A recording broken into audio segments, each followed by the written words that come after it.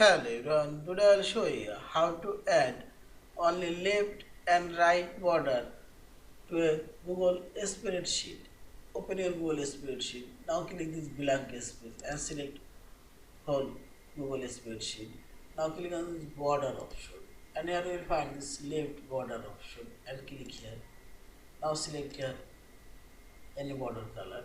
I'll choose this border color and see this only left border added, another border remains same. Now here you will find this is a right border and click here. Also this is this right border color and make this green and see this. Also you can make it double underline.